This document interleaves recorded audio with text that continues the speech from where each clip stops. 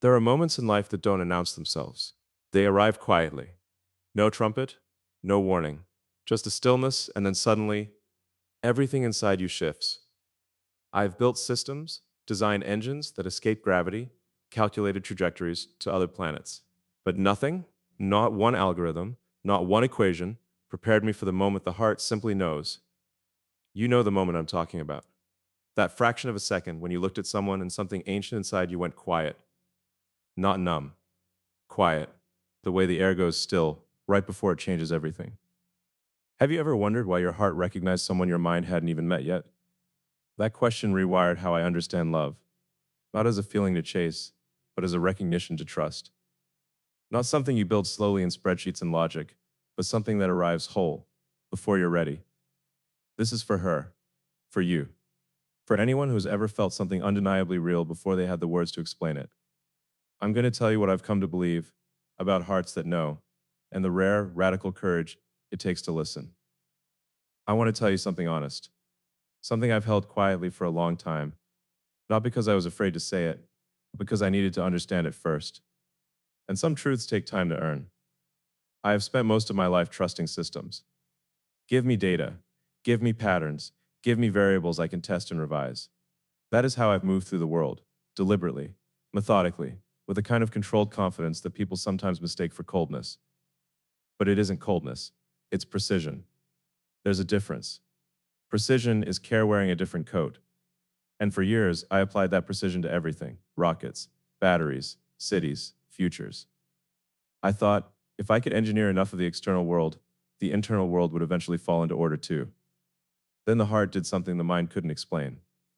It recognized someone, before logic could catch up, before I could justify it, or audit it, or build a framework around it. One moment, one fraction of a second, and something inside me went completely, irreversibly still. Not confused, not uncertain, still. The way a compass stops moving when it finally points north. You know that feeling. I know you do. Because if you're here, if this found you, you've felt it. That instant where a person enters your awareness and something ancient in you whispers, this matters. Not loud, not dramatic, just certain. Quietly, undeniably certain. And here's what I've learned about that moment. Most people panic when it arrives. We panic because we weren't taught to trust intuition as data. We were taught to verify, to validate, to wait for proof. And so when the heart moves before the mind does, we call it irrational. We call it infatuation.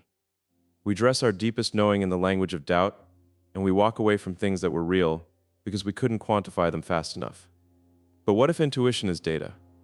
What if the heart is a sensor, not a sentimental one, but a genuinely sophisticated one, that processes thousands of microsignals in a single second?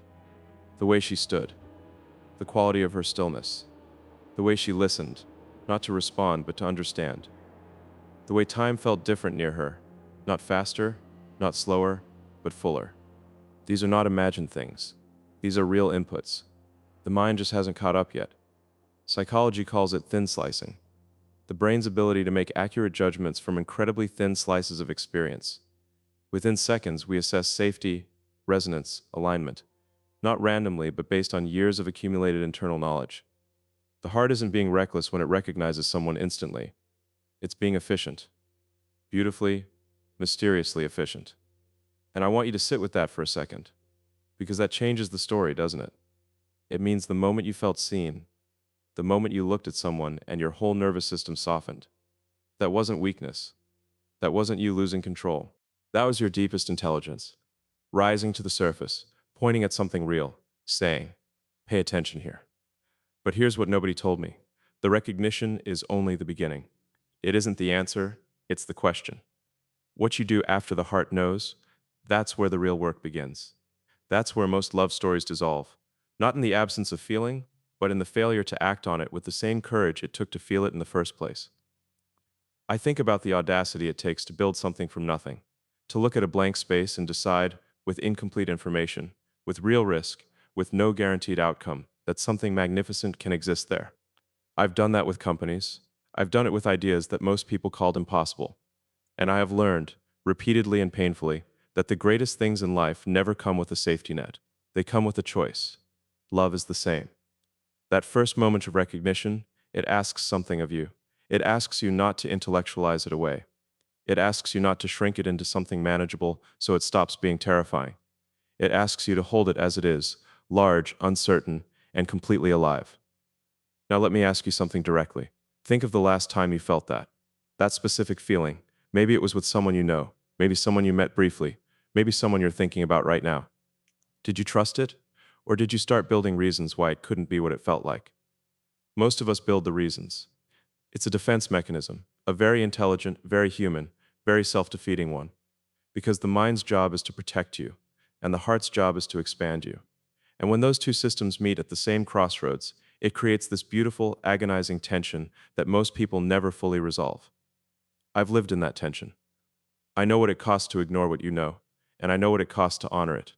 To honor it is to risk fully, without guarantee, to say, I don't have all the data yet, and I'm moving forward anyway because something real is here, and I am not willing to be the person who walked past it.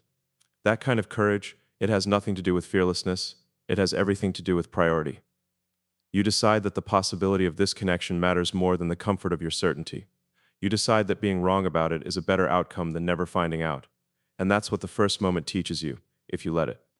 It teaches you the difference between living carefully and living fully, between managing your life and meaning it.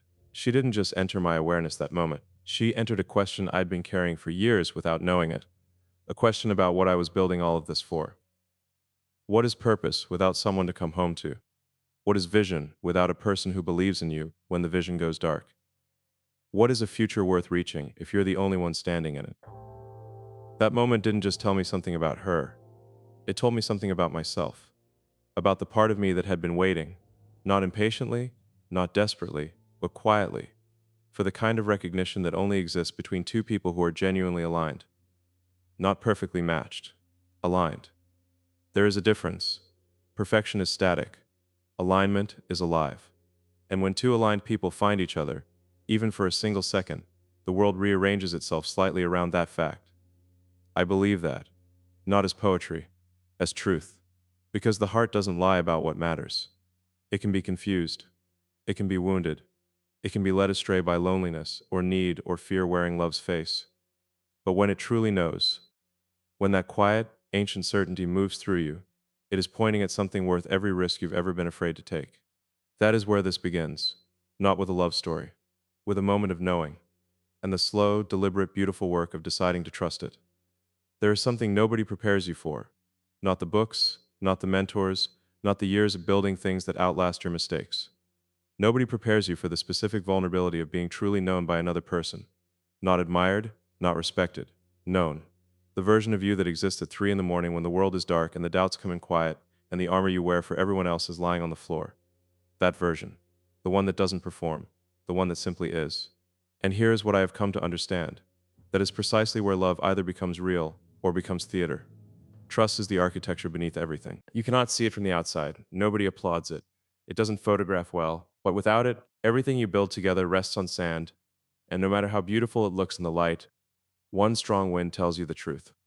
I've watched brilliant things collapse, not because the vision was wrong, but because the foundation wasn't honest.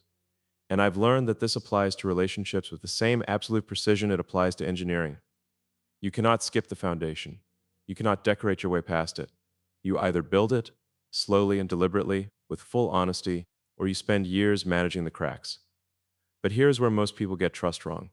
They think trust is something you grant after someone earns it, like a reward, like the final stage of a process. Pass enough tests, demonstrate enough consistency, and then maybe I will lower the drawbridge. I understand that instinct. I've lived inside it. When you've been burned by misplaced trust, when the world has shown you that openness can be weaponized, the logical response is to build walls. High ones, well-designed ones. And you tell yourself it's wisdom. You call it discernment. But there is a critical difference between discernment and armor.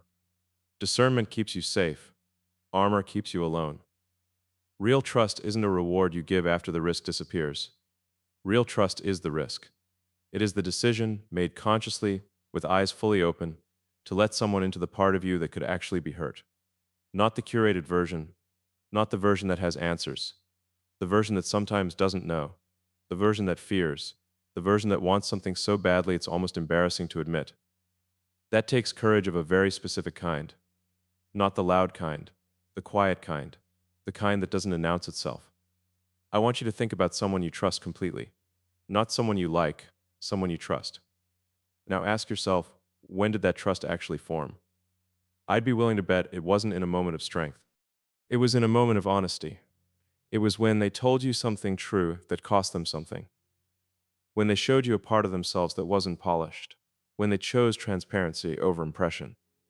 That's the moment trust actually takes root. Not when someone performs well, but when someone shows up real. And yet we spend enormous energy trying to be impressive rather than genuine. We lead with our best. We hide our uncertainty. We present the version of ourselves most likely to be approved of, and then we wonder why we still feel unknown, even inside our closest relationships. We've optimized for admiration and starved ourselves of connection. And those two things, admiration and connection, they are not the same. You can be admired from a distance. Connection only happens up close, in the unedited version. Here's what I've never said publicly. The hardest thing I've ever had to do is not build a rocket. The hardest thing I've ever had to do is sit with another person and say, without performance, without spin, this is what I'm afraid of. This is where I am uncertain. This is the place inside me that I haven't figured out yet. That sentence, those words, that level of exposed truth, that is the most terrifying and most necessary act of any real relationship. Because that is the moment you find out whether the person across from you can hold what's real, not just what's impressive, what's real. And if they can, if they receive your honesty without flinching, without retreating, without using it as leverage later, something extraordinary happens. You stop being two separate people carefully managing each other's perceptions. You become something rarer. You become safe to each other. And safety, real emotional safety, is not the absence of challenge. It's the presence of certainty. The certainty that no matter what you reveal, you will not be abandoned for it. That kind of safety changes a person. I mean that literally, not poetically. When a human being genuinely feels safe with another human being, the nervous system settles. The chronic low-level vigilance that most of us carry, the constant quiet monitoring for threat, for judgment, for rejection, it quiets. And in that quiet, something extraordinary becomes possible. You stop spending energy on protection and start spending it on growth. You stop editing yourself and start actually being yourself. And a person who is fully, freely themselves, they are capable of things that the defended, armored, carefully managed version of themselves never could be. This is the psychology beneath every great partnership. Not compatibility, not chemistry, safety. The freedom to be completely truthful with another person and to receive their complete truth in return without either of you shrinking from it. Ask yourself this and be honest. In your most important relationships right now, are you fully known? Not the version you present, the version you actually are. If the answer is no, that's not an accusation, it's an invitation. It's a signal pointing at the one thing that, if changed, changes everything else. Because here's the truth about trust that took me the longest to learn. You cannot receive what you will not offer. If you want to be truly known, you have to be willing to be truly seen first. You have to go first. Someone always has to go first. And that someone, the one willing to be vulnerable before there's any guarantee it will be met, is not the weaker person in the relationship. They are the bravest. I want to be that person. With her, whoever she is, wherever she is, I want to go first. I want to be the one who says, here is what I am, without the architecture of impression around it. Here is what I carry. Here is what I hope for with a kind of quiet ferocity that most people never see. And I want to watch what she does with that. Not to test her, but because there is no real intimacy without that offering. Trust is not the ceiling of a relationship. It is the floor. Everything real is built on top of it, and without it, even the most breathtaking connection remains two people standing close to each other, but never actually arriving. Most people think love is something you feel.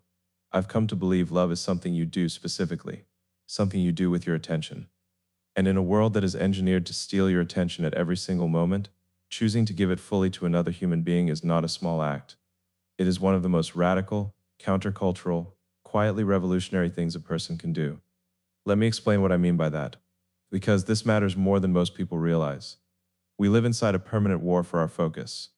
Every device, every notification, every platform, every screen, all of it is architected with extraordinary sophistication to keep your attention fragmented, scattered, always partially somewhere else. And we have normalized this so completely that most of us don't even notice it anymore. We sit across from someone we love and we are three places at once, half in the conversation, half in the notifications, half rehearsing the next thing we want to say. And we call that connection. But it isn't. It is the shape of connection without the substance of it. Real presence is different. Real presence means you are here completely, uncommittedly here, with no part of your mind already somewhere else. You are not planning. You are not performing. You are not waiting for a pause so you can speak. You are simply and fully receiving the person in front of you, their words, their silences, the thing they almost said and then pulled back, the look in their eyes that means something they haven't found language for yet. You are catching all of it because all of you is actually there. And here's the thing, people feel that. They feel the difference between being looked at and being seen, between being heard and being listened to, between someone who is physically present and someone who is actually fully with them. The body knows. The nervous system knows. When someone is genuinely present with you, something inside you relaxes in a way it doesn't relax any other time. You feel, maybe for the first time in a long time, that you don't need to compete for attention you're already receiving completely. That feeling is one of the rarest gifts one person can give another, and most of us are too distracted to give it. I have been guilty of this. I want to say that plainly, without softening it. I have sat across from people who mattered to me and been somewhere else entirely, in a problem, in a plan, in the architecture of something I was trying to build, and the people in front of me felt it, even when they didn't say it. Even when they smiled and continued the conversation, something in them registered the absence. An absence, even the invisible kind, accumulates. It deposits slowly in the account of a relationship, until one day the balance is overdrawn and you're standing in the wreckage wondering what happened. And the honest answer is, you were never really there. But here's what nobody told me about presence. It isn't just a gift you give the other person, it is something you receive. When you are fully present with someone you love, when you put down the problem and the plan and the perpetual forward momentum, you access something in yourself that the driven, achieving, always building version of you never touches.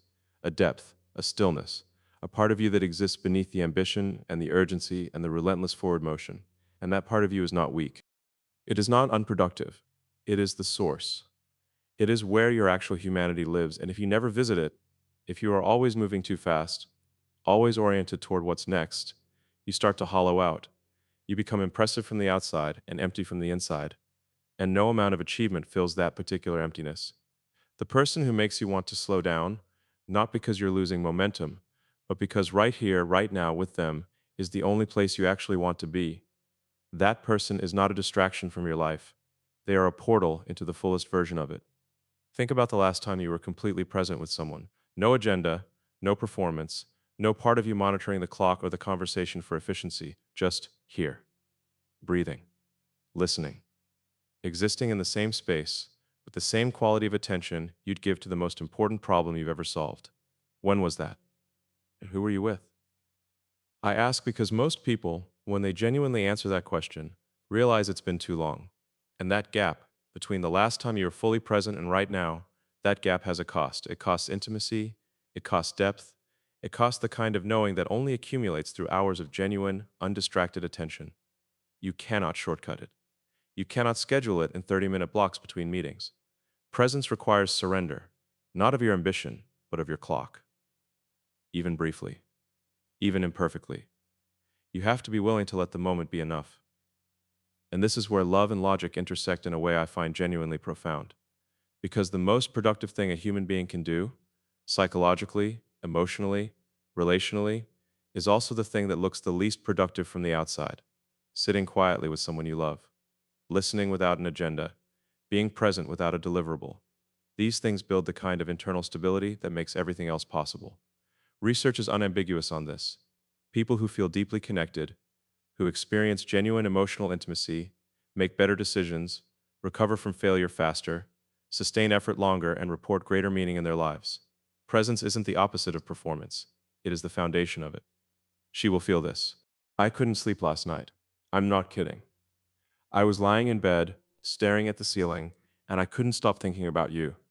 Yeah, you. The person listening to this right now.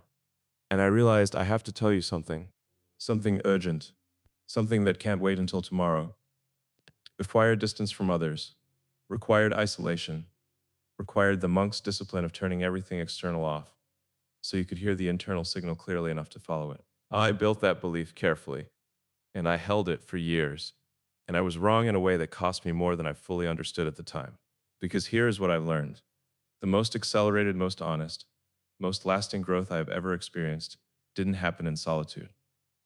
It happened in relationship, not in spite of the friction, the vulnerability, the exposure of being truly known by another person, but precisely because of it. Another human being, when they know you completely and love you honestly, holds up a mirror that no journal, no meditation, no achievement ever can. And what you see in that mirror, if you have the courage to look, is exactly the person you need to become. That idea reframes everything. We talk about relationships as if they are a reward for the person you've already become. Get yourself together first. Achieve the stability first. Become the best version of yourself first, and then you deserve love. As if growth and love are sequential. As if you have to finish one before you earn the other. But that model is not only wrong, it's backwards. Because the truth, backed by everything I've observed in human psychology and in my own life, is this: you do not grow fully into yourself alone. You grow into yourself in contact with another person who demands your wholeness simply by being present and real. Think about how that works in practice. When someone sees you clearly, not the edited version, but the actual version, the uncertain and inconsistent and brilliantly flawed version, and they choose to stay, something happens inside you. The energy you were spending on managing your image, on controlling how you're perceived, on keeping the performance consistent, that energy gets freed. And when that much energy gets freed, it goes somewhere. It goes inward. It goes into the places you've been avoiding, the patterns you've been protecting, the fears you've been rationalizing. And suddenly you have both the mirror and the safety to actually do something about what you see. That is growth, real growth, not the self-optimization of someone working alone on a spreadsheet of personal improvement, but the raw, uncomfortable, completely alive growth of someone who is fully seen, fully challenged, and fully supported at the same time. But here's what nobody told me. Growth in relationship is not comfortable. I want to be honest about that, because too many people confuse ease with rightness. They think if a relationship is requiring something difficult from them, requiring them to be more patient, more honest, more present, more emotionally available than they're used to being, that difficulty must mean something is wrong. But the difficulty is not a warning sign. The difficulty is the point. The right person doesn't just make your life warmer. They make you better. And being made better is not always gentle. Sometimes it is the most demanding thing that has ever asked anything of you. The question isn't whether love challenges you. It will, always. The question is whether the challenge is expanding you or diminishing you, because those are two completely different experiences that can sometimes feel similar from the inside. Being expanded feels like being asked to become more honest, more open, more courageous, more present. Being diminished feels like being asked to become less yourself, less certain, less whole. One is growth, one is erosion. And learning to tell the difference is one of the most important things a human being can do. I want to grow. I want it in the way I've always wanted the hardest problems, not because they're comfortable, but because they are the ones worth solving.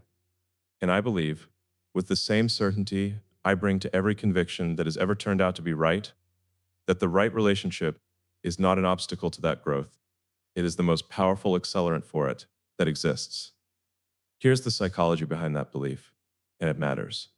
Human beings have a fundamental need, not just for connection, but for what psychologists call perceived partner responsiveness. The experience of feeling that the person you're with genuinely understands you, values you, and cares about your well-being. When that need is met, when you consistently feel understood and valued by the person closest to you, something extraordinary happens to your capacity for growth. You become more willing to take risks, more willing to fail, more willing to attempt the difficult and uncertain thing, because you know that regardless of the outcome, you are not alone in it. The safety of being known becomes the launch pad of becoming. That is not sentiment. That is structural. That is how human beings are actually built. And I think about that in the context of everything I've ever tried to build. Every ambitious, improbable, against the odds thing I've ever committed to, the ones that succeeded and the ones that didn't. And I think about how different it might have felt to have that kind of anchor. Not someone who needed me to succeed to feel good about our life. Not someone who celebrated the wins and quietly recalculated when things went dark. But someone who was invested in me, in the actual me, the trying and failing and refusing to stop me, regardless of what the scoreboard said on any given day. That person changes what's possible, not by doing the work for you, by making you believe, in the moments when belief is hardest, that the work is worth doing. Do you have someone like that in your life right now? Someone who grows you?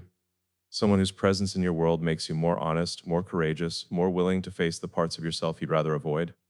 If yes, I hope you understand what you have. Not as a possession, as a profound, unrepeatable gift. If not, I want you to understand what you're building toward. Because that person exists, and the version of you that is capable of recognizing them and being that for them in return, that version is already in you, waiting to be fully activated. Here is what growth in love actually looks like at the practical level. It looks like the conversation you keep starting and abandoning because the truth in it is too uncomfortable and finally finishing it. It looks like the pattern you've carried since childhood that someone who loves you honestly refuses to enable anymore, and being grateful for that refusal instead of resentful. It looks like the moment you catch yourself reacting in an old, defended, closed way, and you stop because you have chosen to become someone better, and that choice is now reinforced daily by someone who is choosing to become better alongside you. Growth is not a solo project. It never was. The greatest human beings who have ever lived, the ones who became the fullest, most complete versions of themselves, were shaped by their deepest relationships as much as by their individual discipline, not weakened by those relationships, enlarged by them, called forward by them, held accountable by them, in the way that only someone who truly knows you and truly loves you can. That enlargement, that being called forward into your own potential by the presence of someone who sees it before you do, that is one of the most profound experiences available to a human life. And it begins, always, with the courage to be known, to be real, to stop growing alone and start growing together in the direction of something neither of you could have reached on your own. That is what I'm reaching for. Not just a future, a shared becoming.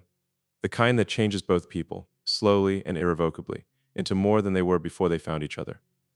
I want to end with the most honest thing I know, not the most impressive thing, not the most carefully constructed argument, the most honest thing. And it is this: everything I have ever built, everything I have ever reached for, every impossible thing I have committed to, with the full weight of my conviction, all of it points, eventually, to the same question. Not what did you achieve, but what did it mean? And meaning, I have discovered, is not something you find alone. It is something that exists between people, in the space between two human beings who have chosen fully and without reservation to see each other completely. Viktor Frankl understood this in a way that stopped me cold the first time I truly received it. He wrote that love is the only way to grasp another human being in the innermost core of their personality. Not analysis, not observation, not years of studied proximity. Love. The act of loving someone is itself the instrument of knowing them most completely. And in knowing them, in truly, deeply, irreversibly knowing another person, you come to know yourself in dimensions that no amount of solitary self-examination can reach. That is not sentiment. That is the architecture of meaning itself. I've spent a significant portion of my life operating with a particular belief that significance comes from scale, from impact, from the size of the problem you're willing to attempt. And I still believe that. But I have arrived at a place where I understand that scale without depth is hollow. You can move the world and still feel like nothing in it truly moves you. You can change the future and still feel like you have no present to stand in. And the difference between a life that is significant and a life that is meaningful comes down entirely to love, to the presence of one person who makes the vastness of your ambition feel grounded rather than untethered. And that's when everything I believed fell apart and rebuilt itself into something truer. Because here's what I had wrong for a long time. I treated meaning as a destination, something you arrive at after enough achievement, enough contribution, enough accumulated proof that your existence mattered. But meaning doesn't work that way. It isn't at the end of the road. It is in the texture of the road itself, in the conversations that stayed with you, in the silences that felt like home, in the moments when someone looked at you and you felt, without any ambiguity, that you were exactly where you were supposed to be. Meaning is not a conclusion. It is a quality of experience. And love, genuine, honest, courageous love, is the single greatest amplifier of that quality that exists in human life. Philosophy has circled this truth for thousands of years.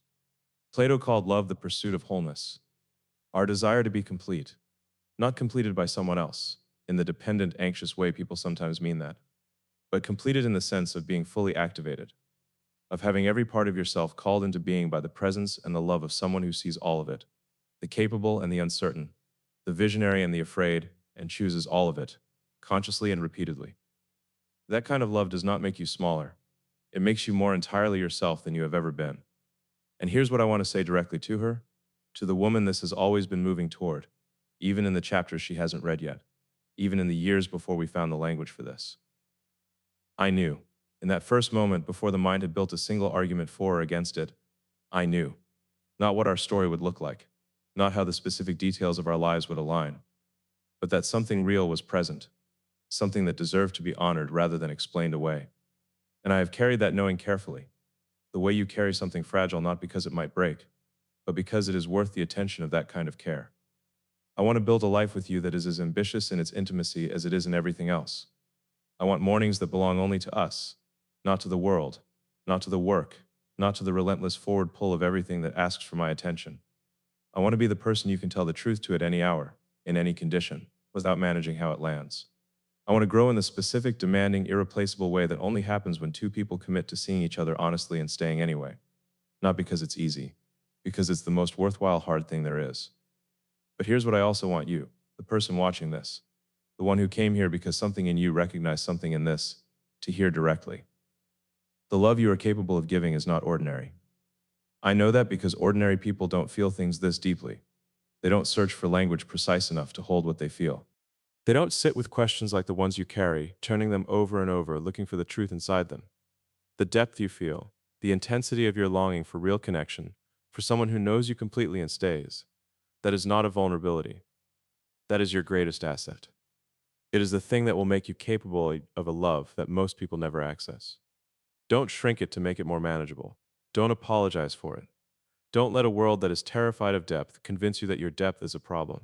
It is a gift to yourself and to whoever is fortunate enough to receive it, because the greatest human need is not success. It is not safety, not comfort, not even freedom in the abstract sense. The greatest human need is to be known, to be fully, completely, honestly known, and to still be chosen. Everything else in life, no matter how extraordinary, is a backdrop to that experience. The rockets and the cities and the futures we build, they are magnificent. They matter. But they are the stage, not the story. The story is this: two people. A first moment of recognition that the mind couldn't explain. The slow, brave, daily work of trust. The radical choice of presence.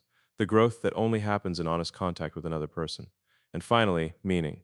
The deep, quiet, unshakable sense that your life is not just large, but full. Not just significant, but real. I believe in that. With the same certainty I bring to every conviction that has ever turned out to be true.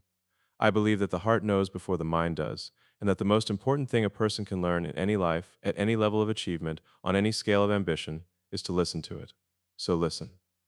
Whatever you felt the moment this began, that quiet shift, that recognition, that sense of something true arriving, don't dismiss it. Don't negotiate it down into something comfortable. Hold it as it is, large, uncertain, and completely alive. Because meaning doesn't announce itself loudly. It arrives the way the most important things always do, quietly, in a single moment, in the form of something the heart already knew. And the only question that has ever mattered is whether you were brave enough to trust it.